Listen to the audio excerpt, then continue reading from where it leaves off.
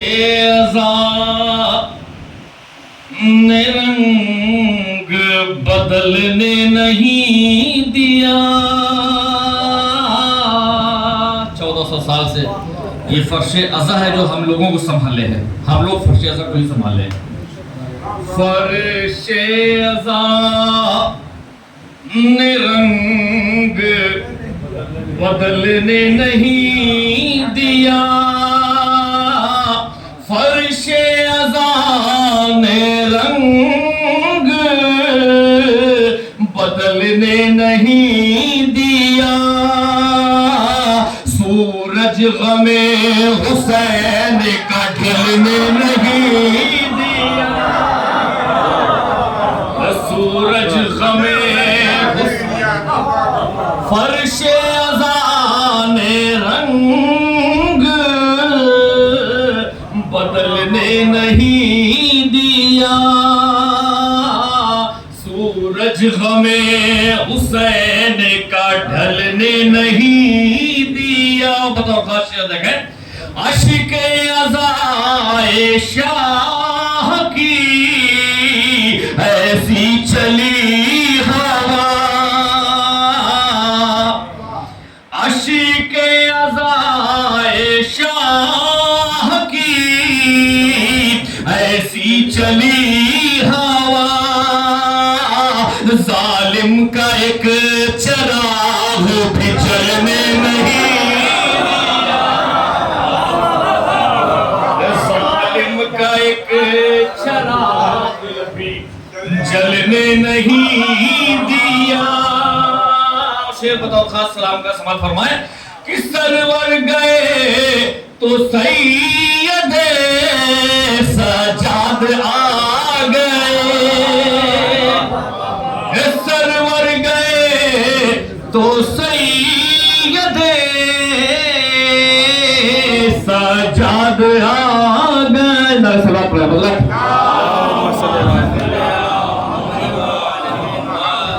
سرور گئے تو سید سجاد آ گئے. باطل کو ایک قدم بھی سنبھلنے نہیں دیا. سرور گئے تو سید سجاد آ گئے. باطل کو ایک قدم بھی سنبھلنے نہیں دیا. باطل کو بطور خاص چیز دیکھیں کہ پرخار وادیوں کے مسافر تجھے سلام. پرخار وادیوں کے مسافر تجھے سلام. تو نے ستم کو پھولنے پھلنے نہیں دیا. تو نے ستم کو پھولنے. اور ایک شعر اور اس سے مربوط ہے کہ عابد نے اپنے قدموں سے روندا ہے اس طرح. عابد نے اپنے قدموں سے روندا ہے اس طرح. گھٹنوں کے بل بھی ظلم کو چلنے نہیں دیا. گھٹنوں کے بل بھی ظلم کو چلنے نہیں دیا. مشاہدے کا ہے بتاؤ خاص کہ ماتم کے شور نے کبھی پرچم کے روپ نے. ماتم کے شور نے کبھی پرچم کے روپ نے. مفتی کو اپنے گھر سے نکلنے نہیں دیا. ماتم کے شور نے کبھی پرچم کے روپ نے. مفتی کو اپنے گھر سے نکلنے نہیں دیا، اور صحرا کے دشمنوں کو لگایا نہ منہ کبھی۔ بطور خاصیت کہ صحرا کے دشمنوں کو لگایا نہ منہ کبھی، سانپوں کو آستینوں میں پلنے نہیں دیا، سانپوں کو آستینوں میں پلنے نہیں دیا، اور عباس کے جلال نے لاوا فرات کا، عباس کے جلال نے لاوا فرات کا، اوقات سے زیادہ ابلنے نہیں دیا، اوقات سے زیادہ۔ بطور خاصر آدمی سے کہ کچھ قیدیوں نے دیکھیے بازار شام میں، کچھ قیدیوں نے دیکھیے بازار شام میں، سکہ یزید شام کا چلنے نہیں دیا، سکہ یزید شام کا چلنے نہیں دیا، اور فیاض ذکر سبت پیمبر سے جو ملا، فیاض ذکر سبت پیمبر سے جو ملا، ایسا مقام مجھ کو غزل نے نہیں دیا، ایسا مقام فرش اذان رنگ بدلنے نہیں دیا، سورج غم حسین کا ڈھلنے نہیں دیا۔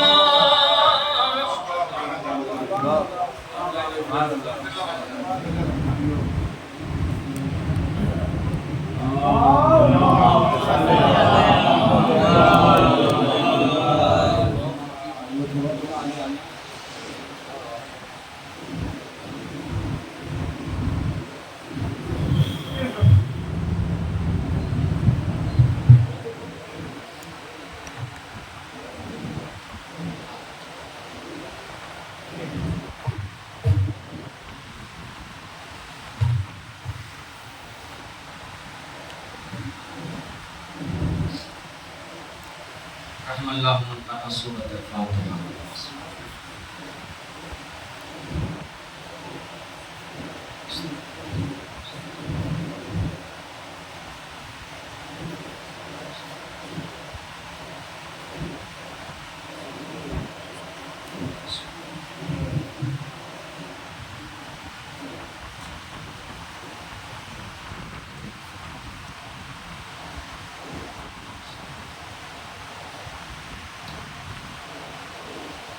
ولا قوة إلا بالله العلي العظيم۔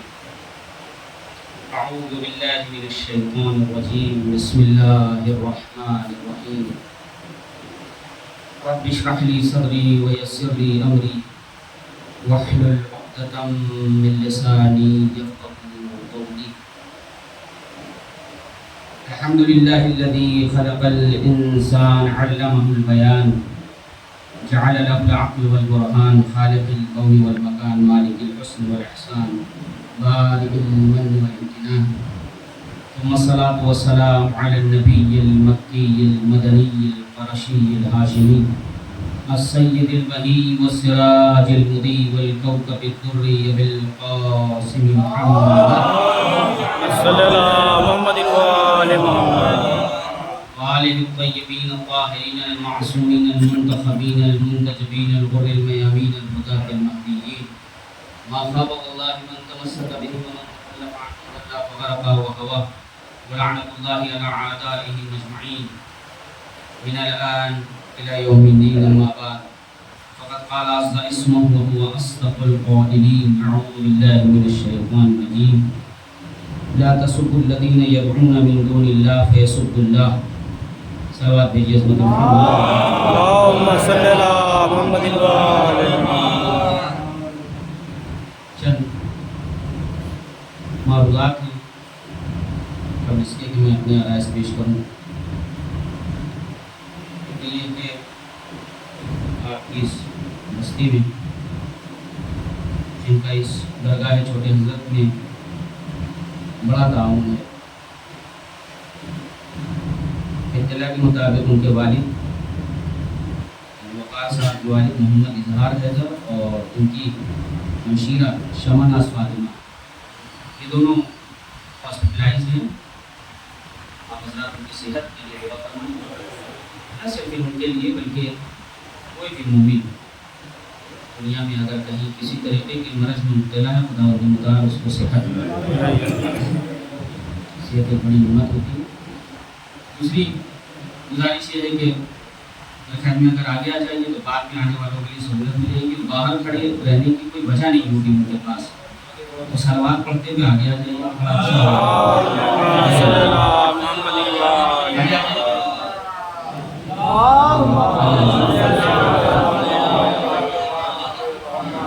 تھوڑا ادھر نہیں ادھر نہیں ادھر رائٹ سائڈ. سلوات پڑھیے.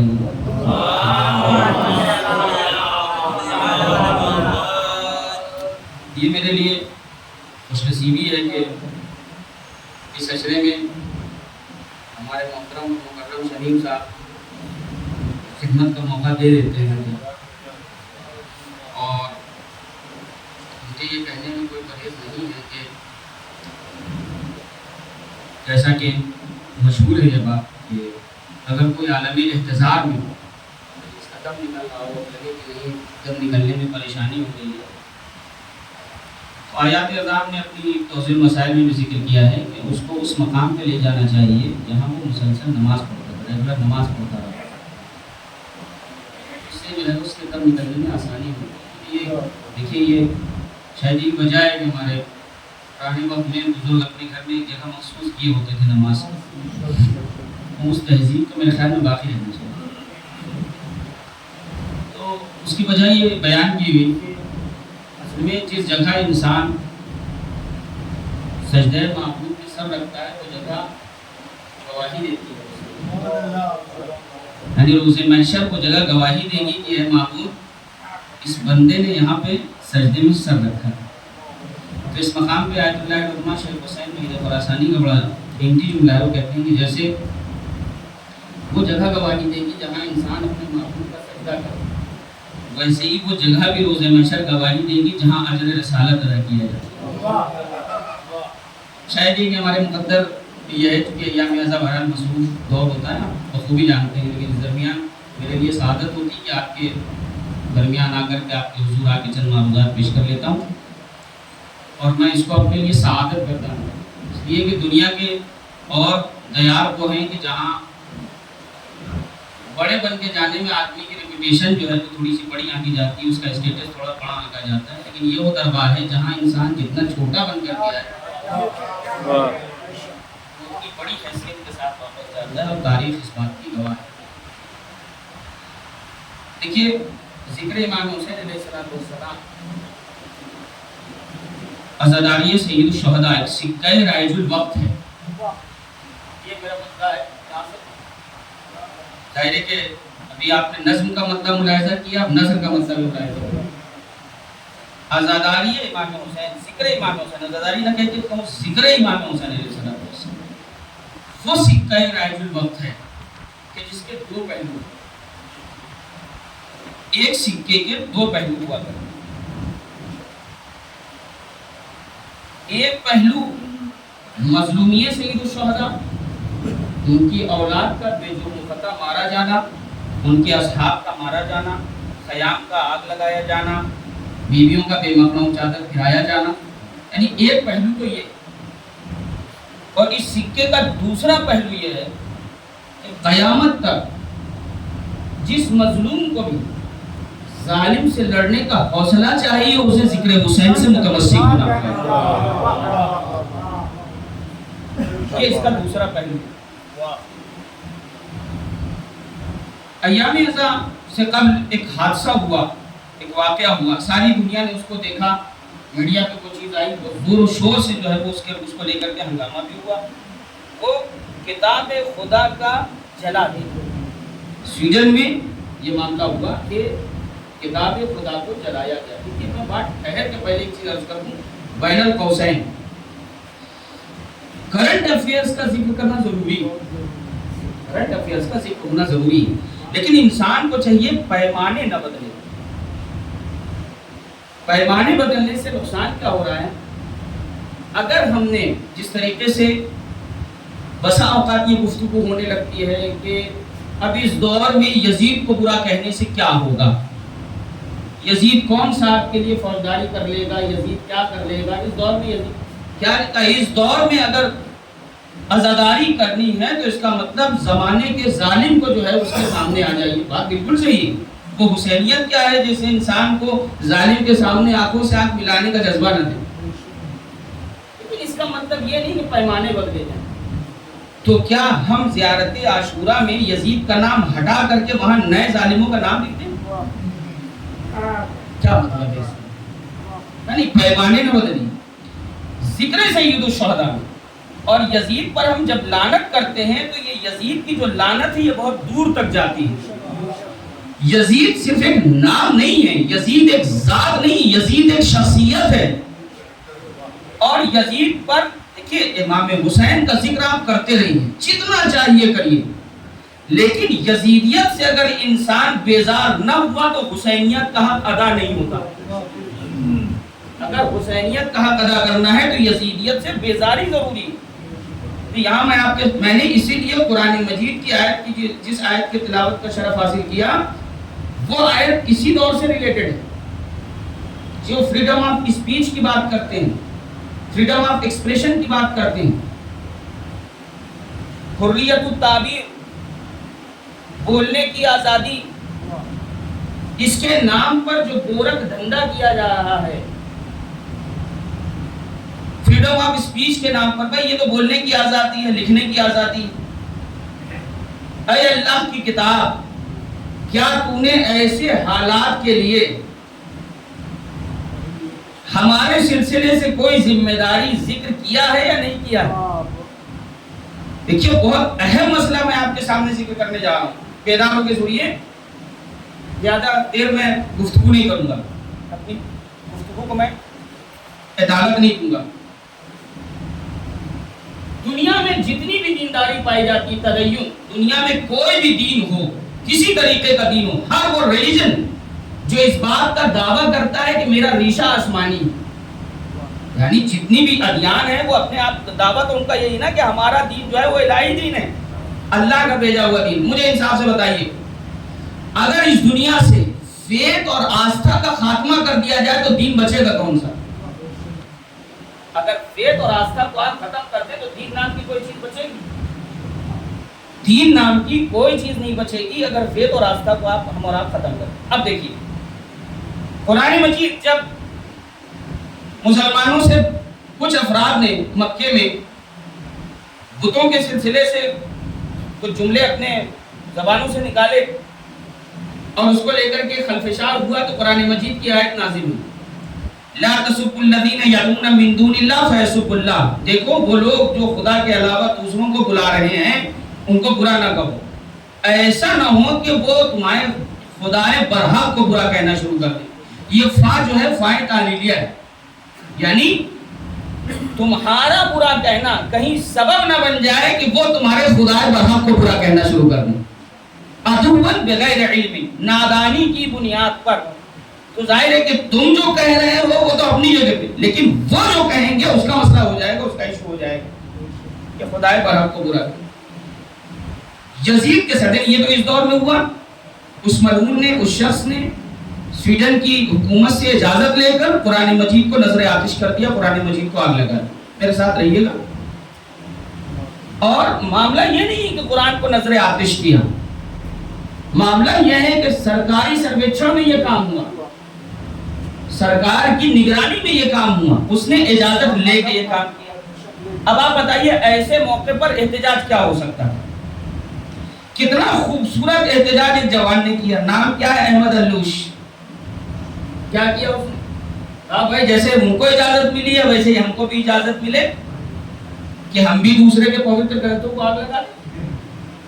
لہٰذا اس نے بھی یہ کام کیا کہ جتنے بھی پوتر گرنتھ کہے جاتے ہیں جن کا ریشہ آسمانی ہے ان سارے گرنتھوں کو جمع کیا، ساری میڈیا کو بلایا، ایک ہنگامہ مچ گیا کہ بھائی یہ تو ہم نہیں ہونے دیں گے، دنیا عیسائیت میں تلاطم، دنیا یہودیت میں تلاطم۔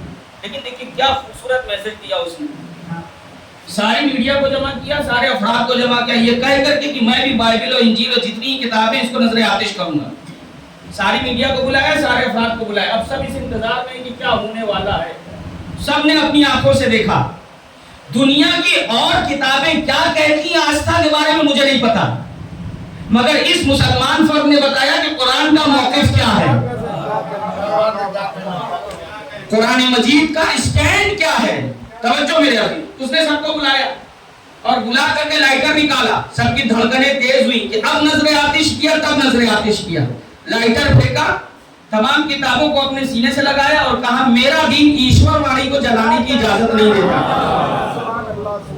میرا دین ایشور واڑی کو جلانے کی اجازت نہیں دیتا۔ حسینیت کا سب سے بڑا کمال کیا ہے؟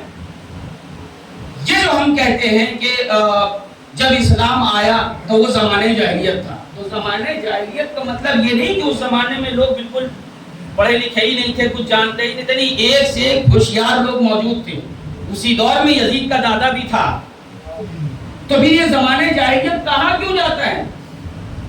اگر اس دور میں افراد موجود تھے جو جانکار تھے، جو تجربات رکھتے تھے، اس زمانے کے علوم کو رکھتے تھے، تو زمانے جاہلیت کہا کیوں جاتا تھا؟ توجہ میرے عزیز، زمانے جاہلیت کہے جانے کی بنیادی وجہ تھی اس دور میں لوگ پڑھے لکھے تو تھے مگر ہیومن ویلیوز کا جو احترام ہونا چاہیے تھا وہ نہیں تھا۔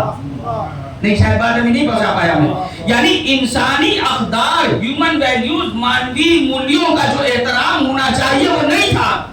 ایک میسج دیا دنیا کو اسلام نے، جس ماحول میں بھی پڑھے لکھے تو موجود ہوں مگر انسانی اقدار کی رعایت نہ ہو رہی ہو، وہ لاکھ پڑھ لکھ لیں مگر وہ زمانہ جاہلیت ہوتا ہے۔ تو یہ قرآن مجید کو آگ لگایا جانا، یہ چاہے جتنا پڑھا لکھا معاشرہ ہو، یہ اس بات کی علامت ہے یہ معاشرہ زمانے جاہلیت میں زندگی گزار رہا ہے۔ صلوات بھیجیے حضرت محمد صلی اللہ علیہ وسلم۔ بھائی آپ پہلے قرآن مجید سے آ کر کے اس کا موقف پوچھے، قرآن مجید کو سمجھیے، قرآن مجید کا اسٹینڈ جانیے، قرآن مجید کیا ذمہ داریاں عائد کرتا ہے اس کو سمجھا جائے۔ کسی بھی چیز کے بارے میں اپنی پرتکریا دینے سے پہلے، کسی بھی سلسلے سے، کسی بھی شخصیت کے بارے میں کچھ زبان کھولنے سے پہلے ضروری ہے کہ اس کو پورے کہتے ہیں نا وہ کینوس پہ یا پوری شخصیت کو اس کو پڑھ لیں۔ تو قرآن مجید کی مخالفت کرنے والے پہلے یہ بتائیں کہ کیا واقعاً قرآن مجید کو سمجھ لیا ہے؟ میں بہت دھیرے دھیرے آہستہ آہستہ آپ کو لے کر کے آیا ہوں، اس لیے مجھے بہت اہم مطلب جو ہے وہ آپ کے سامنے پیش کرنا۔ ایک جرم ہے جو یزید نے کیا ہے، تخت پہ بیٹھ کے شراب کے نشے میں چور ہو گیا۔ کیا کہہ رہا تھا یزید؟ لعبت بنو ہاشم بالملک فلا خبر جاء ولا وحی نزل۔ یہ بنو ہاشم نے نعوذ باللہ حکومت کا صرف ڈھونگ کیا، یہ تخت و تاج کے کو حاصل کرنے کے لیے یہ نہ کوئی وحی آئی نہ کوئی سلسلہ آیا۔ اب مجھے توجہ، جب وحی آئی نہیں تو کوئی دین باقی رہا؟ بھائی وحی کا مطلب کیا ہے؟ وحی کا مطلب ہے اس دنیا کا اس دنیا سے رابطہ۔ اپنے چھوٹے بھائیوں کے لیے آسان کر دوں، عالم سفلا کا عالم بالا سے جو رابطہ ہے اس کو وحی الہی کہتے ہیں۔ اگر آپ یہ مان لیجئے کہ کوئی وحی آئی ہی نہیں تو اس کا مطلب کیا ہے؟ کہ اگر یہ کہہ دیا گیا کوئی وحی نہیں آئی تو اس کا مطلب یہ ہے کہ اللہ کی طرف سے کوئی دین آیا ہی نہیں۔ اب تھامس کارلائل کا جملہ میں آپ کے پیش نظر کر رہا ہوں، پیش خدمت کر رہا ہوں۔ تھامس کارلائل کا کہنا یہ ہے کہ امام حسین کا، مولا حسین کا احسان صرف مسلمانوں کے سر پہ نہیں ہے، دنیا کا ہر وہ انسان جو اپنے آپ کو کسی بھی دین سے جوڑتا ہے اس کی ذمہ داری ہے کہ حسین کے احسان کو مانے. اس لیے کہ یزید جو انکار کر رہا تھا وہ اصلاً وہی کا انکار کر رہا تھا. ہمارے استاد رہے ڈاکٹر لبیب بیزون جامع یعنی ڈیماسکس یونیورسٹی میں پروفیسر بھی رہے, ہم لوگ کو پڑھاتے بھی تھے. ان کی کتاب ہے واقعۃ الطف. انہوں نے اس کتاب میں لکھا کہ بنی امیہ کے ساتھ مسئلہ یہ تھا کہ انہوں نے اپنی پوری ایک فری اسٹیٹ گھوشت کر لیا تھا. تاریخ جو ہے 64 لاکھ کلومیٹر مربع یہ رقبہ تھا ان کی حکومت کا, اور حکومت چلانے کے لیے ایک نیا دین بھی چاہیے تھا. تو شاطرانہ طریقے سے انہوں نے پہلے اپنی حکومت کو اسٹیبلش کیا, اب اس کے بعد ان کو ایک نیا دین بھی چاہیے تھا. تو اب نیا دین بنانے کے لیے پہلے ضروری تھا کہ وہ رسول اللہ سے ٹکرائیں, پیغمبر اسلام سے ٹکرائیں. لہذا یہ کہنا یزید کا تخت پہ بیٹھ کے شراب کے نشے میں چور ہو کر کے, اب مجھے نہیں پتا شاید شراب کا نشہ اس لیے یہ لگا دیا گیا ہو کہ یزید کے جرم کو ہلکا کیا جا سکے, کیونکہ آپ کو پتا ہے کہ اگر شراب کا نشہ لگا دیا جائے تو بہت سی دفعیں کم ہو جاتی ہیں. توجہ, بڑا محترم لوگوں میرے سامنے بیٹھا ہوا ہے, کیونکہ اگر یہ کہہ دیا جائے نے تو نشے میں کہا تھا اور نشے میں تکلیفیں ثابت تھیں, تو جناب آپ کو یہ بھی پتا ہونا چاہیے ایک حسینی جو ہوتا ہے بڑا سلیقہ مند ہوتا ہے. یہ جو کہا جاتا ہے کہ آدمی شراب کے نشے میں اول فول بک رہا تھا, یہ غلط ہے. سائیکالوجی کے ماہرین یہ کہتے ہیں کہ آدمی شراب کے نشے میں اول فول نہیں بکتا ہے, اندر کی چیز باہر آنے لگتی ہے. اول فول نہیں بکتا ہے, اندر کی چیز باہر آنے لگتی ہے. یہ جو یزید کہہ رہا تھا کہ لیتا اشیاخی میں بدر لشہدو, اے کاش کہ میرے بدر کے باپ دادا ہوتے تو دیکھتے میں نے حسین کا کیا حال کیا. اصل میں یزید شراب کے نشے میں چور ہو کر کے یہ اشعار نہیں کہہ رہا تھا, اپنے باپ دادا کا دین بیان کر رہا تھا کہ باپ دادا کا دین کیا تھا. سلام کہیے حضرت محمد صلی اللہ علیہ وسلم. سلام کرو بھائی, خوش رہو, اللہ سلام رکھے. اب دیکھیے اس نے دین کا انکار کیا, دین کا یعنی وحی کا انکار. وحی کہتے کس کو ہے؟ میں اپنے چھوٹے بھائیوں کے لیے عرض کر دوں, بڑے اس گفتگو سے آشنا ہوں. ایک پاور گریڈ ہے, یہ جتنے بھی آپ کو الیکٹریکل انسٹرومنٹس دکھ رہے ہیں, پنکھا, یہ لائٹ, یہ ٹیوب لائٹ, یہ جتنی بھی چیزیں جل رہی ہیں, یہ براہ راست جو ہے وہ نہیں جڑتی جا کر کے پاور گریڈ سے. کیوں؟ کہا ان کے اندر اتنی ظرفیت نہیں ہے کہ پاور گریڈ سے جڑ جائیں. بابے وہی کہتے کس کو ہیں. کہا پھر کیا ہو؟ کہا ان کے اور ان کے درمیان ایک چیز کا ہونا ضروری ہے. کہا اس کا نام کیا رکھا جائے؟ کہا ٹرانسفارمر. ٹرانسفارمر کیا کرے گا؟ ایک سوال دیجئے محمد میری دل عزیز شخصیت جناب حسن رائے بریلوی صاحب آ رہے ہیں, آپ لوگ تو ان کی صحت کے لیے دعا بھی کریے اور سلوات بھی پڑھیے. ایک کوہنا مشت شاعر اور ڈسٹرکٹ کا مایاناز شاعر. اب بڑی بات یہ ہے کہ جیسا فن ویسے ہی انکساری. شاعر ایسا ہونا چاہیے, شاعر کے اندر اگر تواضع اور انکساری نہ ہو تو شاعر واعر نہیں ہے. اور انسان کا گھمنڈ یہ بتاتا ہے کچھ ہے وہ نہیں. وہ اصل میں جو چھوٹے گھرانے کے لوگ ہوتے ہیں نا, بدنس لوگ, جب ان کو تھوڑا سا کچھ مل جائے تو وہ اکڑنا شروع کر دیتے ہیں. لوگ کہتے ہیں اکڑ گئے, وہ اکڑ نہیں گئے, وہ اپنی اصل بتاتے ہیں ہماری اصل ہے کیا. سلام بھیجیے حضرت محمد صلی اللہ محمد. اور اچھی بات ہے, اسٹارٹنگ میں جب میں آتا تھا ابتدا میں تو ظاہر ہے کہ 2003 سے میں آ رہا ہوں, یعنی آج سے تقریباً 20 سال پہلے. اس وقت ریخیں رکھے تھی, صحیح سے آئی نہیں تھی, تو کلمت بیانی تھی, کبھی کچھ کہا کچھ نکل گیا تو بڑے شفقت سے کبھی ضعیف صاحب سمجھاتے, کبھی حسن صاحب سمجھاتے تھے, کبھی زکو صاحب مرحوم سمجھاتے تھے. سب کا اپنا انداز تھا شفقت کا. یہ تھوڑی ہے کہ پیٹ پیچھے جا کر کے کہنا کہ مولانا نے یہ پڑھ دیا, مولانا نے وہ پڑھ دیا. اگر تمہارے اندر جگر موجود ہے تو مولوی, اگر جگر موجود ہے تو پڑھنے کے بعد مولانا سے جا کے پوچھو یہ آپ نے کہاں سے پڑھا. سلام بھیجیے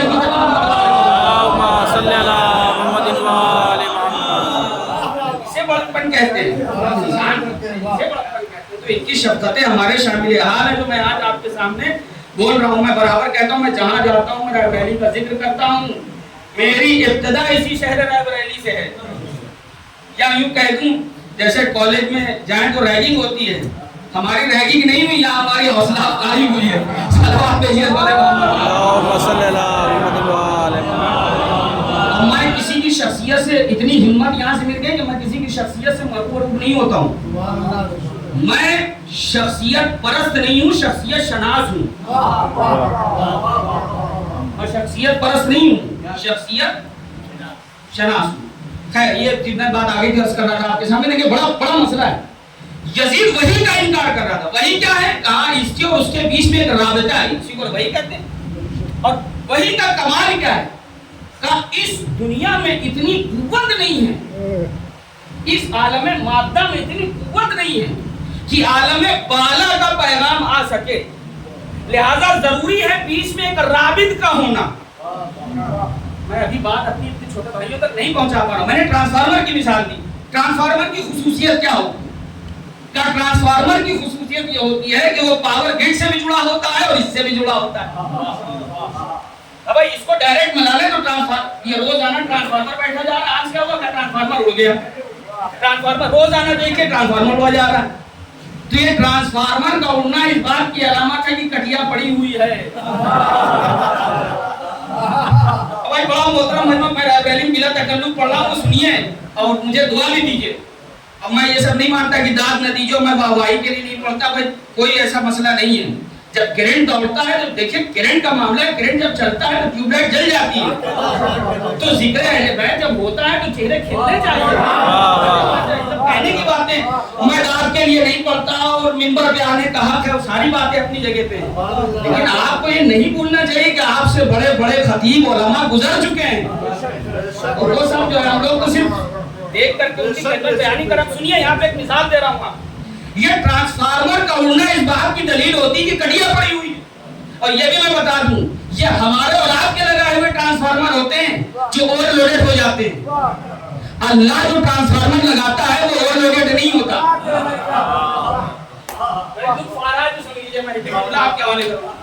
ट्रांसफार्मर का निजाम क्या है? देखिए बात लोग आके रोग में लेते हैं, आप रोग में लेते हैं। अरे आपको पता नहीं है फला दौर में आप फला दौर को बुरा कहते हैं, फला दौर में कितने अच्छे काम हुए, इतनी फुतूहात हो गई, ये मुल्क फतह हुआ वो मुल्क फतह हुआ और साहब कुरान जमा कर लिया गया और हमने ये कर लिया और हमने वो कर लिया। अब आप जो है उस दौर के बारे में पता नहीं क्या क्या कहते हैं, ये सारी चीजें कही जाती है। तो मैं एक जुमला कहता हूँ, हमको मरूफ करने की कोशिश ना करिए। एक मिसाल भी बिल्कुल सामने की, रायबरेली के सबसे रईस इंसान ने किया अपने लड़के का वलीमा। और साहब वलीमे में ना पूछिए, शामी कबाब, लखनऊ की शीरमाल, लखनऊ से बुलाया शीरमाल लगाने वाले, इलाहाबाद से बुलाया, बनारस से बुलाया, जहां जो अच्छा खाना बनता, पानी पूरी कहा, वो पानी पूरी बनारस वाले जो है वो अच्छा बनाते हैं, उनको बुला लिया और शानदार जो है वो उन्होंने वलीमा किया। तवज्जो मेरे अजीजों, ये मैं बच्चों के लिए अर्ज कर रहा हूँ, बच्चों के ज़हन में बैठ गया, मैं समझूंगा मेहनत स्वागत होगी। ये क्या कर रहे हैं? वलीमा कर। और उन्होंने कहा कि भाई रायबरेली का कोई मदरसा छूटे ना, हर मदरसे के हाफिज जी आके खाना खाएं, हर मदरसे के तालिब इल्म आए खाना खाएं। तो सब क्या अच्छा आदमी है भाई, सारे जिनको कोई नहीं पूछता उनको पूछ रहा है। कल जितना मजदूर तबका है वो भी आके खाना खाए। अब लोग कह रहे हैं साहब कितना बड़ा आदमी बताइए, मजदूरों को भी नहीं छोड़ा, शहर की जितनी बेवाएं हैं वो भी आए खाना खाए, उनको भी बुला लिया। पता चला सारे शहर को जमा करके खाना खिला रहे हो। शामियाना कहाँ से आया होगा? वो हैदराबाद से आए हुए शामियाने, बेहतरीन, वो कुमकुमे लगे हुए और वो झूमर लगी हुई और बेहतरीन लाइटिंग। पूरे रायबरेली में ऐसी लाइटिंग नहीं देखी गई वलीमे में। इत्तेफाक से आ गया जेई अपनी टीम के साथ,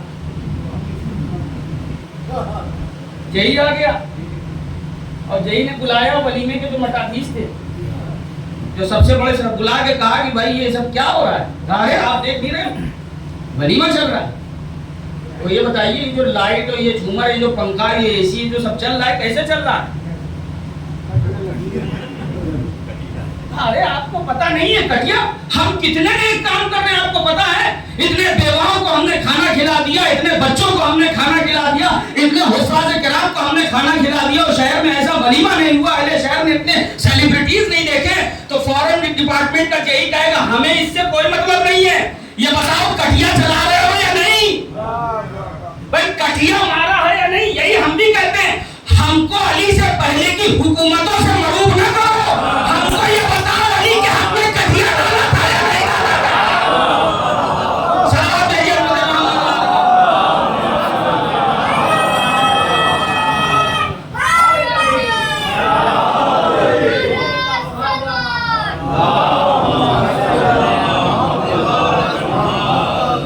شخصیتوں سے مانے گا نا، شخصیتوں سے مروب نہ کریے۔ جب دنیا کا ڈپارٹمنٹ نہیں برداشت کرتا، لاکھ آپ جو ہے وہ نیک کام کریے، وہ یہ دیکھے گا کہ آپ لیگل ہے یا انلیگل ہے۔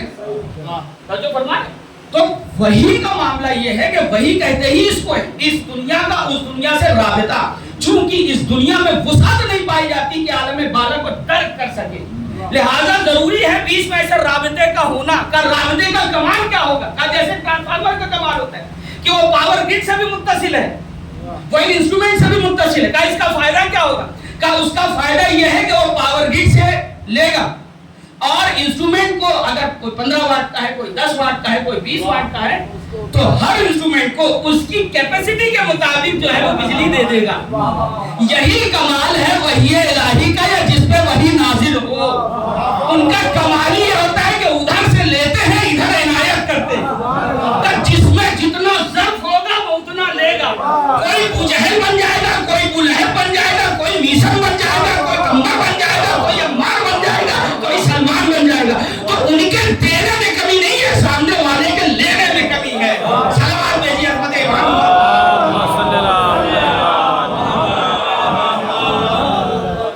یہاں تک میں آپ کے آسانیاں کو لے کر کے آیا، وجہ ہے، بنیادی وجہ ہے۔ تو یزید کا ایک بڑا جرم یہ تھا کہ یزید دنیا کو مادیت کی طرف لے کے جانا چاہتا تھا، وہ اصلاً تدین کو ختم کرنا چاہتا تھا۔ دیکھیے میں مکمل طریقے سے اگر میں کسی کے نام کا ذکر کروں تو اس کا مقصد یہ نہ سمجھیے گا کہ 100% مجھے اس کی شخصیت سے جو ہے وہ مان لیجیے کہ اتفاق نہیں، یہ ضروری نہیں ہوتا، لیکن کچھ باتیں کہیں کہیں خدا کسی سے ایسی کہلوا لیتا ہے کہ وہ قابل ذکر بن جاتا ہے۔ ابھی میں نے آپ سے ایک بات کہی، 64 لاکھ کلومیٹر مربع کا مطلب کیا ہوا؟ 64 لاکھ کلومیٹر مربع کا مطلب 56 کنٹریز پر حکومت تھی بنی امیہ کی۔ اتنی بڑی، اتنا بڑا امپائر تھا، سامراجیہ تھا بنی امیہ کا۔ اب ان کو ایک نیا دین چاہیے تھا، تو اب نیا دین بھی ان کو بنانا تھا، لیکن کیا کیا جائے کہ ان کے آڑے حسین ابن علی آ رہے تھے۔ تو یہ جملہ مولانا غنوی صاحب کا بڑا اچھا ہوں، لیکن مجھے اچھا لگا کہ انہوں نے کہا کہ یہ تو کہیے کہ کربلا میں امام حسین نے شہادت دے کے قربانی دے دی، شہادت دے دی، ورنہ آج پورا عالم اسلام کلمہ پڑھ رہا ہوتا لا الہ الا اللہ حضرت یزید رسول اللہ۔ صلوات بھیجیے حضرت محمد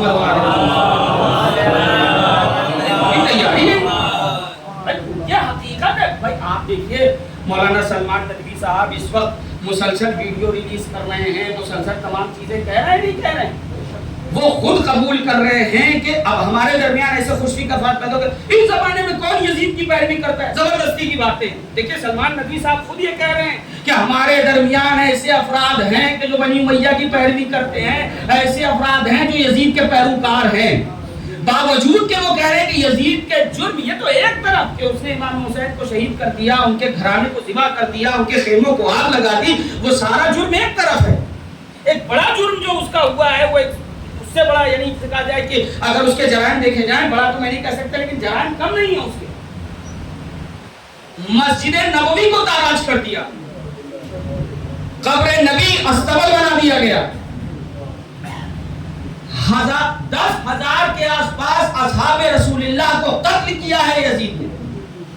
توجہ، 1,000 صحابیات یعنی جو صحابہ کی بیٹی تھیں، بیٹیاں تھیں، ان کے ساتھ بدفعلی کی گئی۔ 3 دن تک مدینے کو حلال کر دیا گیا اور اس سے بھی اس کا کلیجہ ٹھنڈا نہیں ہوا۔ خانہ کعبہ کو جلایا، خانہ کعبہ پر منجنیق کے ذریعے حملہ کروایا، اور اس کے بعد بھی یہ کہا جاتا ہے کہ دیکھیے یزید نے کیا تو بہت غلط، مگر آپ اس پہ لعنت نہیں کر سکتے۔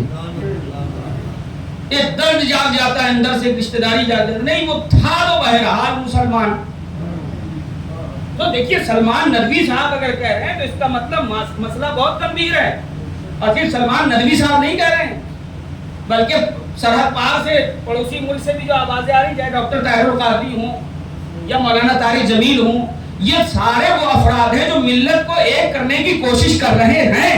لیکن اگر ملت کو ایک کرنا ہے تو دیکھیے توجہ میرے، ملت کو اگر ایک کرنا ہے تو مجرم کا چہرہ دیکھ کر کے نہ پکڑیے، مجرم کا جرم دیکھ کے پکڑیے.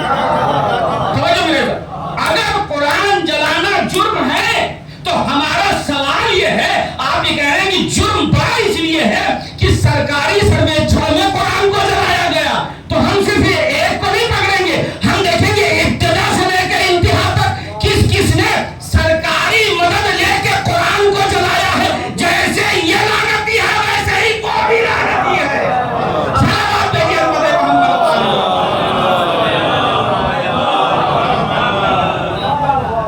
جیسے یہ لعنتی ہے ویسے ہی وہ بھی لعنتی.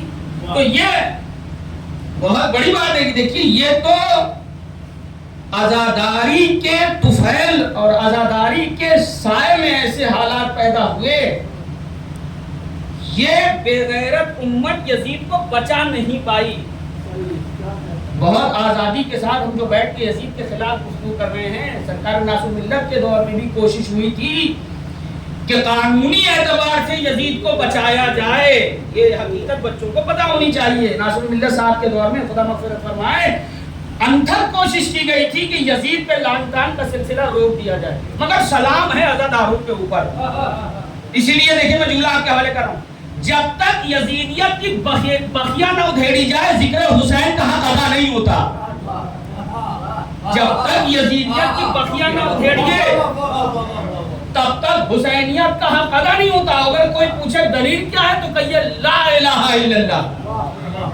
جب تک باطل خداؤں کا انکار نہیں کرو گے خدائے وحدہ لا شریک کا اقرار ہو ہی نہیں سکتا. ذکر حسین کرنے کا مطلب یہ ہے کہ مانو کہ یزید ملعون تھا، یزید فاسق تھا، یزید فاجر تھا. صلوات بھیجیے حضرت محمد صلی اللہ علیہ وسلم.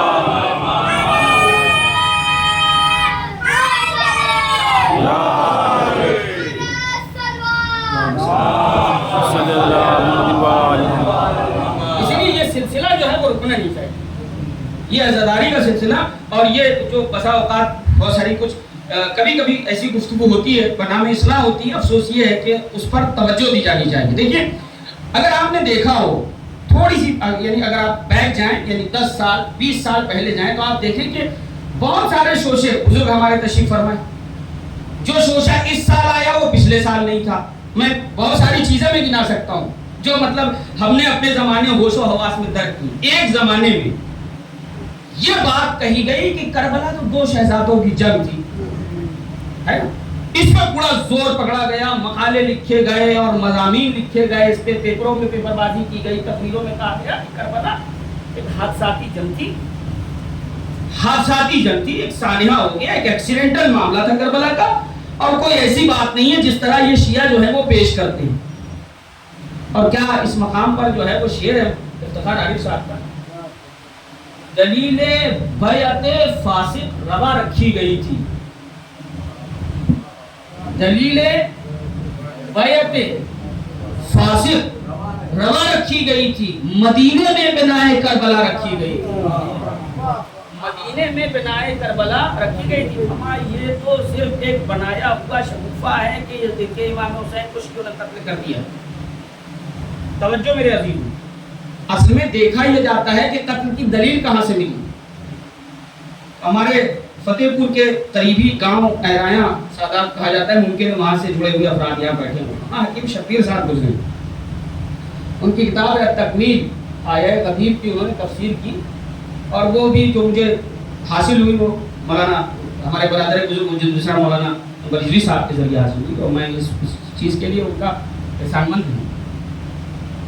اس دور میں انہوں نے اس کتاب کو لکھا اور اس میں بڑا دیباچہ جو ان کا ہے اس میں بڑی خوبصورت بات لکھی کہ اس امت کے پاس اگر اس بعد پیغمبر اس امت کے پاس عزت و کرامت کے نام پہ اگر کوئی چیز ہے تو اس کو غدیر کہتے ہیں. توجہ میرے عزیز، قتل امام حسین کی دلیل کہاں سے ملی؟ قاضی شرائع کو بلایا ہے، یزید نے بلایا قاضی شرائع. یہ کون ہے؟ یمن سے آیا ہوا. اور اتفاق یہ ہے کہ جب نیشنل مفتی بنایا گیا، وہ سرکاری مفتی بنایا گیا، اس سے کہا گیا کہ بھائی قتل امام حسین کے لیے جو ہے فتویٰ دو، اس نے کہا میں نہیں دے سکتا بھائی، فرزند زہرا ہیں وہ، فرزند رسول ہیں، کیا میری آخرت خراب کرو گے؟ پھر جو ہے وہ یہ ظالم پیٹ درہم و دینار کے ڈھیر لگا دیے گئے، اور اس سے اس کا پروموشن کا جو ہے وہ پروپوزل رکھا گیا، تو ظاہر ہے کہ اس نے جو ہے وہ دلیل، اب سنیے دلیل کہاں سے ملی؟ ابن العربی کا ایک جملہ ہے، قتل الحسین بسیف جدہ، امام حسین اپنی ہی جد کی تلوار سے مار دیے گئے۔ یہ ابن عربی کہنا، میں تاریخ پڑھ رہا ہوں، میں چاہ رہا ہوں میرے بچوں کے ذہن میں بات بیٹھ جائے، کل اگر اسکول میں یونیورسٹی میں کوئی یہ بات کہے تو اس کا جواب یہ دے دیجیے گا کہ امام حسین کے قتل کے لیے کہا گیا کہ قتل الحسین بسیف جدہ، کہ حسین جو مارے گئے ہیں وہ اپنے نانا کی تلوار سے مارے گئے۔ یہ کیوں کہا؟ کہا اس لیے کہ امام حسین کے قتل کی دلیل جو فتویٰ کسی نہ کسی دلیل پہ ہوتا ہے نا، تو دلیل کہاں سے ملی؟ کہا دلیل کس چیز کو بنایا گیا؟ کہا دلیل اس چیز کو بنایا گیا کہ چونکہ پیغمبر، میں نام نہیں لینا چاہ رہا ہوں یہاں سے، روایت کی گئی کہ فلاں نے، بلیوں کے باپ نے جو ہے وہ روایت کی کہ پیغمبر اسلام نے فرمایا کہ من غلب بسیفہ فہو امیر المؤمنین، جو بھی تلوار کے ذریعے حکومت تک پہنچ جائے اسے حاکم تسلیم کرو۔ توجہ میرے عزیزوں، جو بھی زور سے زبردستی سے تلوار لے کے تم پہ مسلط ہو گیا تو اب تمہیں اس کو کیا ماننا ہے؟ ولو یشرب الخمر فی جوف الکعبہ، اب وہ چاہے کعبے میں شراب کیوں نہ پیے، اسے حاکم تسلیم کرنا ہوگا۔ یہاں تک آپ کیا ذہن لیا میرے ساتھ آ گئے؟ تو یہ روایت کی، اور اس روایت کو دلیل بنائی، اس روایت کو یہ دلیل بنایا کہ چونکہ امام حسین نے خروج کیا ہے حاکم کے اوپر، لہذا ان کا قتل کیا ہے؟ واجب۔ اب سنیے میرا جی، جب جناب مختار نے دربار میں بلایا، آپ نے بعد کربلا قاضی شریح کو بلایا اور کہا کہ یہ کیسے تم نے فتویٰ دیا؟ فرزند زہرا، فرزند رسول، سر و تن میں جدائی کر دی، یہ فتویٰ کہاں سے ملا؟ تو فوراً جو ہے وہ اس نے کہا کہ فلاں سے یہ روایت تھی کہ رسول نے فرمایا کہ جو حاکم کے خلاف خروج کرے اس کی سزا اس بنیاد پہ کہا جاتا ہے قتل الحسین بسیف جدہ، حسین اپنے نانا کی ہی تلوار سے شہید ہو گئے۔ اب ایک مرتبہ جناب مختار قاضی شریح سے کہتے ہیں بدبخت، تجھے یہ یاد رہا اور تجھے پیغمبر کی حدیث نہ یاد رہی؟ پیغمبر نے 1.25 لاکھ حاجیوں کے سامنے کہا تھا من کنت مولا ہو فہذا علی مولا، جس کا میں مولا ہوں اس کے علی مولا ہے۔ کیا تو نے نہیں سنا تھا کہ پیغمبر اسلام نے فرمایا یا ابا ذر، اے ابو ذر، اذا رأیت الناس یسلکون الی وادی، اے ابو ذر اگر دیکھنا ساری دنیا ایک وادی میں جا رہی ہے اور علی ایک الگ راستے پہ جا رہے ہو تو ساری دنیا کو چھوڑ دینا، علی کے راستے کو پکڑ لینا۔ ایک قاضی شریح یہ بتا کہ کیا تجھے ایسی روایت نہ ملی جو مجھے کہنے دیجئے حسین کی قتل کی دلیل غدیر سے نہیں، غدیر کے مقابل جو مدرسہ پڑا ہوا ہے وہاں سے ملی ہے۔ سلام بھیجیے امت محمد صلی اللہ علیہ وسلم۔ امام حسین کے قتل کی دلیل غدیر سے نہیں ملی ہے، امام حسین کی قتل کی دلیل وہاں سے ملی ہے جو پیغمبر کے بعد ملت قائم ہوئی تھی۔ میں آمدن برسر مطلب، لہذا اس ذکر کا اہتمام ہوتے رہنا بہت ضروری، اسی لیے ہمارے بزرگ علماء توجہ، میرے چھوٹے بھائی توجہ کریں، تاکید کرتے ہیں۔ جب جنگ کا زمانہ تھا، عراق ایران جنگ ہوئی اور تقریباً 11 سال جنگ چلی، 11-12 سال یہ جنگ چلی۔ قائد اللہ العلماء سید روح اللہ موسوی الخمینی رحمہ اللہ، ان سے جب یہ پوچھا ہے، سوال کیا ہے بعض لوگوں نے کہ ہم لوگ مجلس کرتے ہیں، ہمارے بزرگان نے کچھ اثاثہ دیا ہوا ہے، ہم مجلسیں کرتے ہیں۔ بہت توجہ میرے عزیزوں، اس لیے ایک بہت اہم پیغام ہے جو آپ تک پہنچ رہا ہے میری اس بات کے ذریعے۔ تو انہوں نے کہا کہ کیا نقصان ہے اگر ہم شیرمال کی جگہ شکر بانٹ لیں، شیرمال کی جگہ نمک پارا بانٹ لیں، بریانی کی جگہ ہلکا پھلکا تبرک بانٹ لیں، اور جو ہے وہ وہی بجٹ سے ہم جو لوگ زخمی ہوئے ہیں ان کی مدد کر دیں؟ تو انہوں نے کہا خبردار، یہ نہیں ہوگا۔ امام حسین کا ذکر جس شان سے کیا جاتا تھا ویسے ہی ہوگا۔ توجہ میرے عزیز، جیسے بہت سے لوگ ہوتے ہیں نا امام باڑے کا بجٹ کہیں اور لگا دیا. یہ حلوائی کی دکان پہ دادا کا فاتحہ نہیں ہوتا. اگر یہ فقہی مسئلہ ہی بتا رہا ہوں, اگر مجلس کے نام پر چندہ لیا گیا ہے تو وہ مجلس میں ہی استعمال ہوگا, مسجد میں بھی استعمال نہیں ہو سکتا. سوء تدبیر کو بندگی نہیں کہتے ہیں, سوء تدبیر کو بے وقوفی کہتے ہیں. اب وہ پیسہ جو مجلس کے نام سے لیا گیا ہے یہ پیسہ مسجد میں نہیں لگے گا. اگر مجلس کے تو آیت اللہ خمینی نے کیوں کہا, کیونکہ بزرگوں نے آپ کے مجلس کے نام سے دیا ہے, لہذا وہ مجلس پہ ہی صرف ہوگا. یہاں سے مجھے توجہ چاہیے. دیکھیے اصل میں عزاداری کا معاملہ یہ ہے کہ عزاداری مستقل ایک ڈپارٹمنٹ ہے. توجہ میرا, مستقل ایک ڈپارٹمنٹ ہے. دیکھیے دلیل بالکل عقلی دوں گا اور سامنے بھی دوں گا. یہ بتائیے جب بجٹ پاس ہوتا ہے وत्त منترالیہ کی طرف سے تو ہر وبھاگ کا بجٹ پاس ہوتا ہے یا نہیں؟ سواستھ منترالیہ کا اپنا بجٹ, کھیل منترالیہ کا اپنا بجٹ, موسم وبھاگ کا اپنا بجٹ, سب کے بجٹ پاس ہوتے ہیں. کہ اللہ ہم کو تو وہ دیں گے, کیوں نہیں دیں گے؟ وہ کہیں گے بھائی یہ پیسہ ہمارے لیے پاس ہوا ہے, چونکہ اس کا حساب دینا ہے ہم کو, لہذا ہم یہ آپ کے سپرد نہیں کر سکتے. کافر کا اگر لینا ہے تو ہائی کمان سے اجازت لیجئے, کا پہلے وत्त منترالیہ سے موافقہ لیجئے, ان سے اپروول لیجئے. تو معاملہ یہ کہ ہم عزاداری کے اخراجات کو ادھر ادھر اس لیے نہیں لگاتے کہ عزاداری مستقل ایک منترالیہ ہے, اس کا بجٹ بھی ہائی کمان سے پاس ہوا ہے. صلوات کہیے حضرت محمد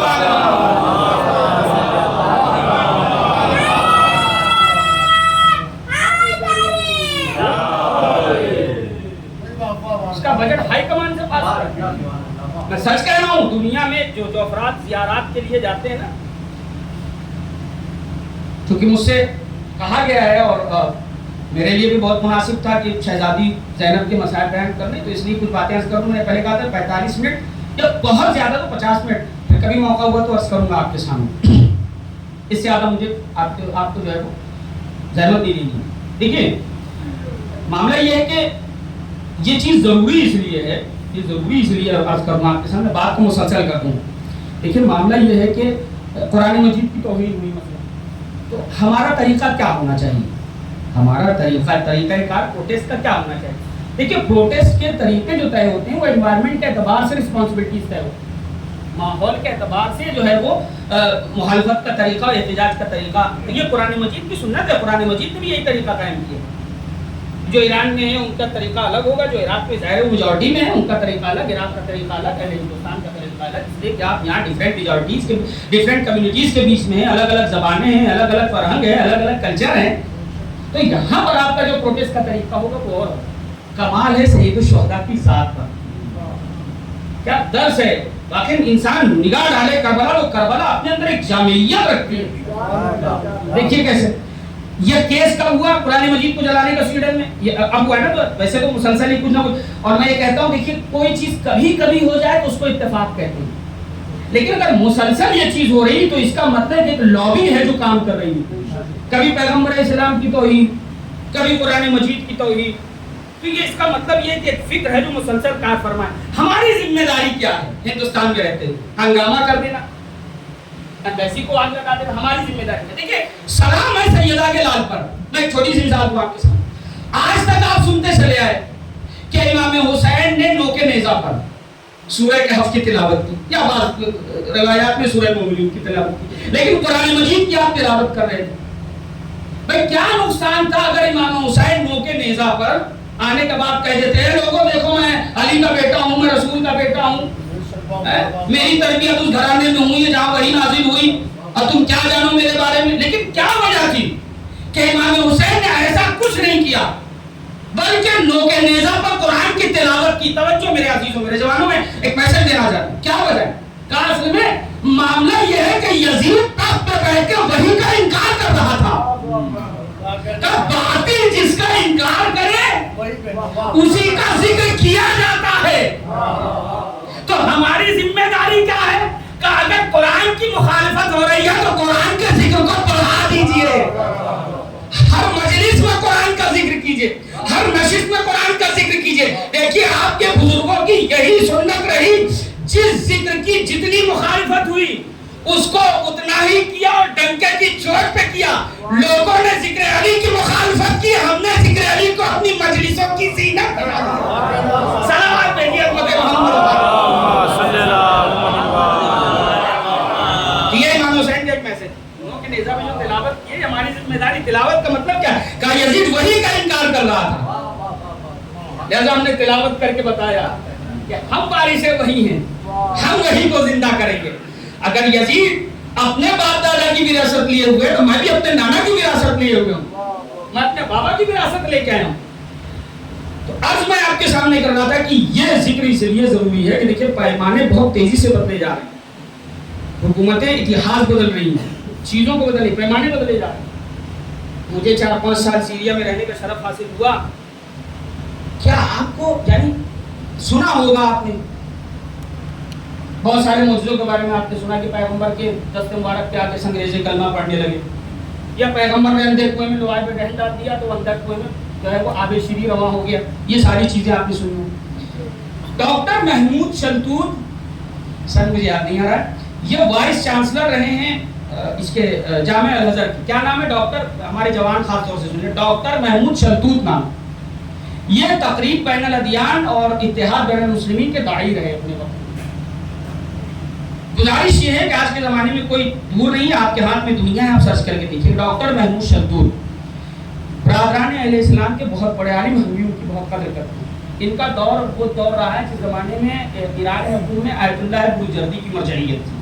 کس کی؟ آیت اللہ بروجردی, یعنی آیت اللہ خمینی سے پہلے ان کے اساتذہ میں بھی رہے, یہ ان کے زمانے کے بعد. یہ خط و کتابت کرتے تھے ڈاکٹر محمود شلتوت کے ساتھ. بہت سارے مسائل تھے وہ لکھ کے بھیجتے تھے اور یہ یہاں سے جواب دیتے تھے.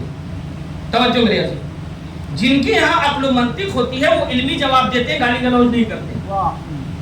تو وہ جو سوال کرتے تھے اس کا خوبصورتی سے جواب دیتے. انہوں نے متا کے سلسلے, چونکہ یہ افواہیں پھیلائی جاتی ہیں تشیع کے بارے میں, متا کے سلسلے سے انہوں نے پوچھ لیا تو انہوں نے بس اتنا نیچے لکھ دیا کہ دیکھیے اس بحث کو نہ چھیڑیے ورنہ پھر ہمیں ان بعض تابعین اور صحابی کے نام بھی کھولنے پڑیں گے جو اس متا سے پیدا ہوئے تھے. پھر دوبارہ ان کا خط نہیں آیا اس پر.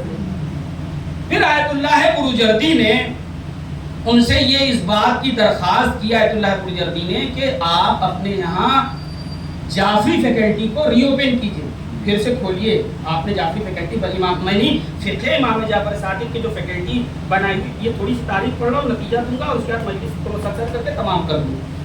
یہ بند کر دیجیے, اس کو آپ نے بند کیا ہوا ہے, آپ سے پہلے کے لوگوں نے بند کر دیا, اس کو کھولیے. اور اس کے بعد آیت اللہ بروجردی نے لکھا کہ بھائی دیکھیے آپ اس بات کو سمجھیے کہ جتنے بھی ائمہ, یعنی یہ جو ائمہ اربعہ رہے, چاہے حضرت امام ابو حنیفہ ہوں, یعنی حضرت امام اعظم امام ابو حنیفہ ہوں, یا حضرت امام مالک ہوں, یا حضرت امام شافعی ہوں, یا حضرت امام احمد ابن حنبل, یہ جو 4 بڑے ائمہ اور اپنے زمانے کے بڑے بڑے عالم گزرے ہیں, یہ یعنی امام ابو حنیفہ کا جو پیریڈ رہا ہے امام اعظم کا, یہ تقریباً 80 ہجری میں ان کی ولادت ہوئی, اگر میری ذہن ساتھ دے رہا ہے 80 ہجری میں ان کی ولادت ہوئی تقریباً. امام مالک کی 93 ہجری میں ہوئی ہے, امام شافعی کی 120 کے آس پاس ہوئی ہے, اور امام احمد ابن حنبل سب سے مؤخر ہے 150 سال, یعنی 150 ہجری میں ان کی جو ہے وہ ولادت ہے. اب آپ غور کریے, انہوں نے لکھا یہ کہ بھائی آپ خود بتائیے کہ حضرت امام ابو حنیفہ کے استاد ہیں امام صادق,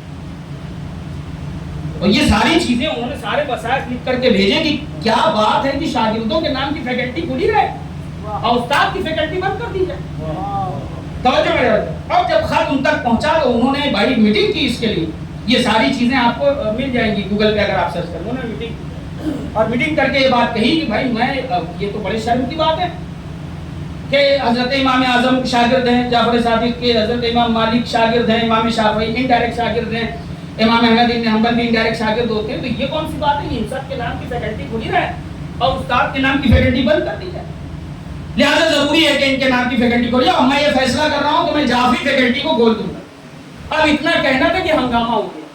وہ جو ڈیلیگیشن آیا تھا ان کے درمیان کچھ افراد کھڑے ہوئے, انہوں نے کہا ہم آپ کے اس عمل سے بیزار. بھائی کیوں بیزار ہو؟ تو کہا یہ جتنے بھی رافضی شیعہ ہیں سب کافر ہیں.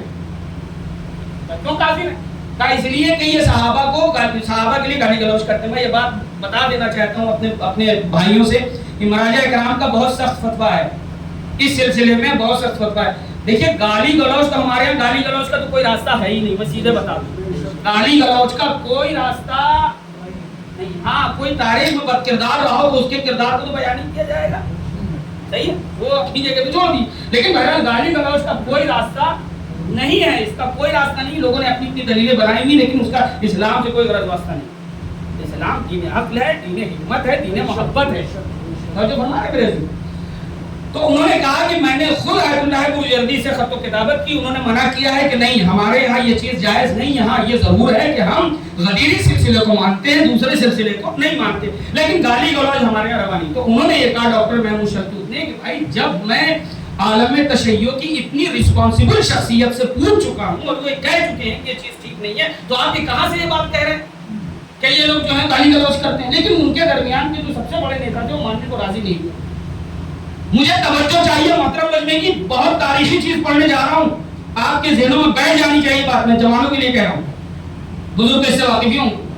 محمود شلتوت نے ایک جملہ کہا, سب کو قریب بلایا, گاؤں میرے قریب آؤ, سب تو قریب بلایا. ان کے درمیان پوچھا کہ تمہارے درمیان سرگرم کون ہے, نیتا کون ہے تمہارے درمیان؟ کہا یہ صاحب بیٹھے ہیں. قلم دیا, کاغذ دیا, کہا جو کہہ رہے ہو اس کو لکھ دو, جو کہہ رہے ہو اس کو لکھ دو کہ شیعہ کافر ہیں چونکہ یہ جو ہے وہ اصحاب کو گالی دیتے ہیں. حالانکہ غلط ہے, یہ الزام ہے, گالی دیتے. تو اس نے کہا نہیں میں یہ چیز لکھوں گا تو نہیں, لکھ کے پیچھے ہو گیا. اب اس نے نہیں لکھا. لکھا کیوں نہیں بھائی, لکھا کیوں نہیں؟ اس لیے کہ تاریخ کا پڑھا ہوا تھا, جانتا تھا کہ اگر میں نے یہ لکھا تو محمود شلتوت نیچے ہی لکھ دیں گے کہ اگر واقعاً صحابی کو گالی دینے سے کوئی کافر ہوتا ہے تو تاریخ کا سب سے پہلا کافر یزید کا دعا تھا جس نے مولا علی کے لیے گالی کے راستے سب سے پہلا کافر یہ. خدا کی قسم پیسے جمع کر کے ضرور جائیں, سیریا کی زیارت کریں. آپ سوچ سکتے ہیں جس دیار میں, جس منطقے میں, جس علاقے میں, جس ایریا میں 70,000 ممبروں سے مولائے کائنات کے لیے سب کو شتم کیا جاتا رہا, گالی گلوچ کی جاتی رہی. کچھ افراد زیارت میں آئے, مجھ سے ملاقات بھی ہوئی اور انہوں نے مرحوم ہو گئے, عالم بھائی کا انتقال ہو گیا, وہ بھی سیریا آئے تھے. اور جب ساری چیزیں انہوں نے وہاں دیکھی, انہوں نے بڑی حیرت سے مجھ سے پوچھا تھا کہ یہ چیز تو مجھے بڑی عجیب لگی, بڑا مطلب اچھا لگا مجھے. اچھا کیا لگا؟ تو روضہ سیدہ زینب کا جو مینار ہے, مینار, یہ دیار کون سا ہے؟ مثلا یہ وہ دیار ہے جہاں اسیر بن کے پھرائی گئی ہے ہماری شہزادی. سنیے, ابھی مسائل نہیں پڑھا, فضیلت کا گوشہ جناب زینب کا دے رہا ہوں. آپ نے معجزہ سنا ہے, پڑھا ہے کیا؟ کہ پیغمبر کے ہاتھ میں اگر سنگریزے آ جاتے تھے تو گویا ہو جاتے تھے. پیغمبر اندھے کنویں میں اگر لعاب دہن ڈالتے تو آپ شیریں جاری ہو جاتا تھا. توجہ ہے نا میرے, چھان کے جو ٹکڑے کر دیے. لیکن اس زمانے میں تو کوئی معجزہ ہم نہیں دیکھ رہے ہیں نا. اگر کسی کو لغتاً معجزہ دیکھنا ہو تو سیریا جا کر کے دیکھے, جس دیار میں 70,000 ممبروں سے مولائے کائنات کے لیے گالی گلوچ دی جاتی تھی, شہزادی زینب نے وہ انقلاب برپا کیا. آج اسی دیار کے مینار سے آواز بلند ہوتی ہے, اشہد ان علی ولی اللہ. سلام دیکھیں مجھے محمد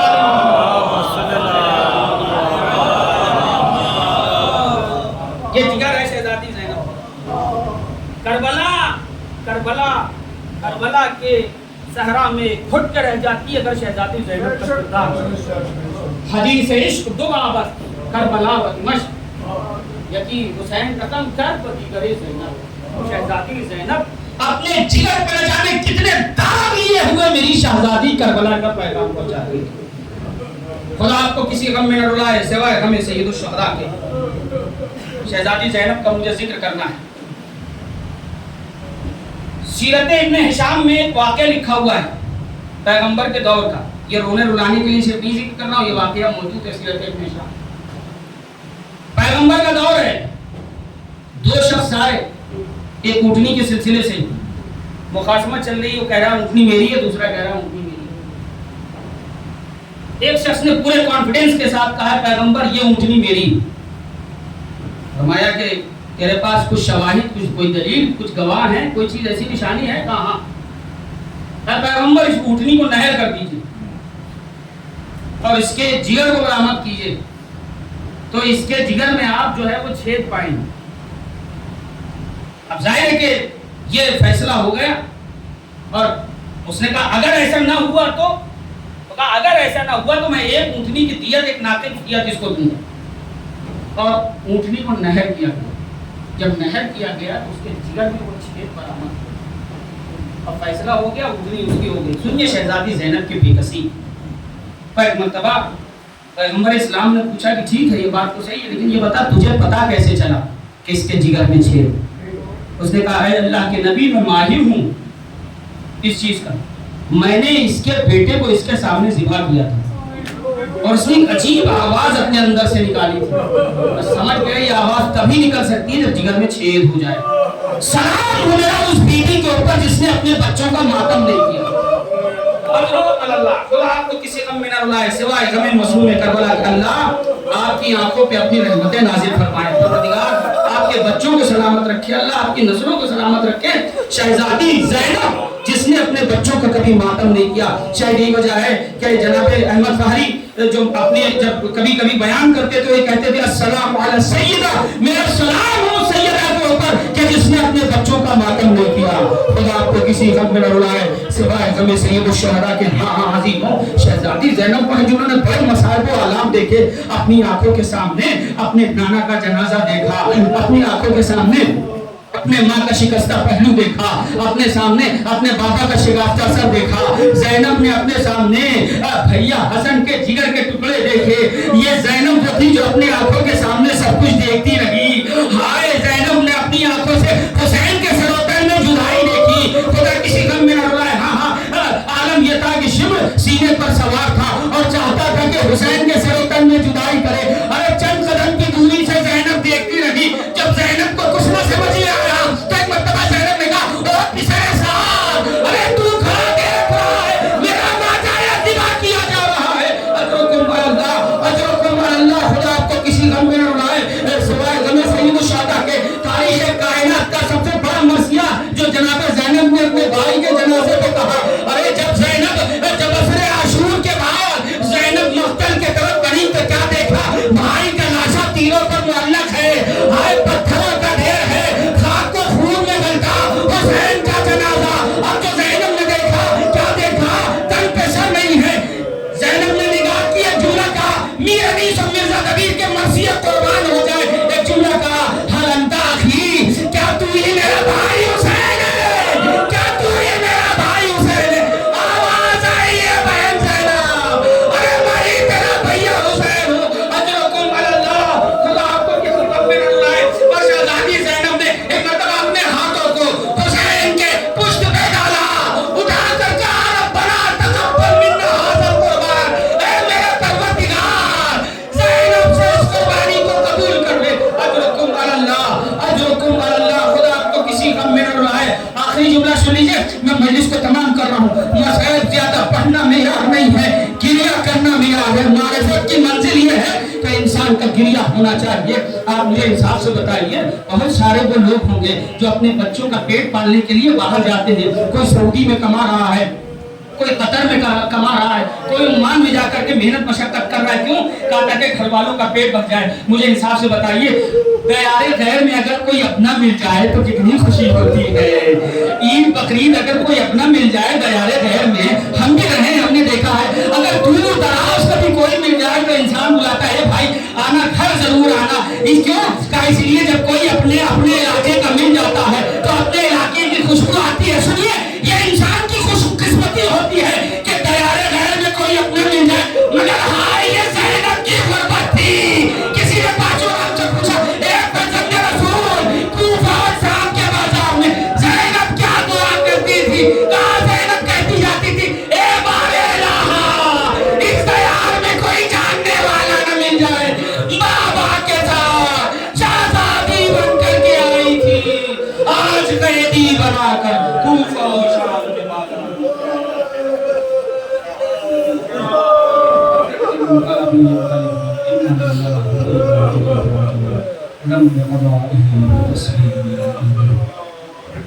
اللهم لنا فلقاء بذل محطة محمد وآل محمد وآخر دعوانا اللهم عن إصابة التي جاهدت المسيب مشاعرات والدعايات والآباء تلقته. پروردگار تجھے واسطہ محمد وآل محمد کا ہماری صداقت کو شرف قبولیت ہے. پروردگار کے واسطہ محمد علی محمد علیہ الصلوۃ والسلام کا اس مجلس سے ہزار سے مجالس نظامی درمی سو افراد بھی کام کرتے ہیں پروردگار ان کے رزق کی حفاظت فرما بارالہ جو بھی عزاداری برپا کر ان کی عزاداری کو قبول فرما بارالہ دور پراشوں میں ہمارے ایمان کی حفاظت فرما جوانوں کو دنیا و آخرت کی سعادت نصیب فرما بارالہ کے واسطہ محمد علی محمد علیہ الصلوۃ والسلام کو جو بیمار ان کو شفا کامل و عاجل عنایت فرما بالخصوص جناب وقار صاحب کے والد اور ان کی بہن کو صحت کلی عنایت فرما اسی واسطہ محمد علی محمد علیہ الصلوۃ والسلام کا پروردگار جو پریشان حال ان کی پریشانیوں پر طرف فرما اور اللہ کے واسطہ محمد علی محمد علیہ الصلوۃ والسلام کا راجہ کرام کے سائے بتادر باقی و دائم فرما اور اللہ کے واسطہ محمد علی محمد علیہ الصلوۃ والسلام کا ظاہر ہے کہ ہم اس ملک میں رہتے ہیں لہٰذا اس ملک کے امن و امان کی حفاظت فرما بہترین دعائیں کے بارے میں امام کے ظہور میں تاجیل فرما ان کے اصحاب و اعوان میں ہم سب کا شمار فرما ربنا تقبل منا انك انت السميع العليم وتب علينا انك انت التواب الرحيم ماتم حسین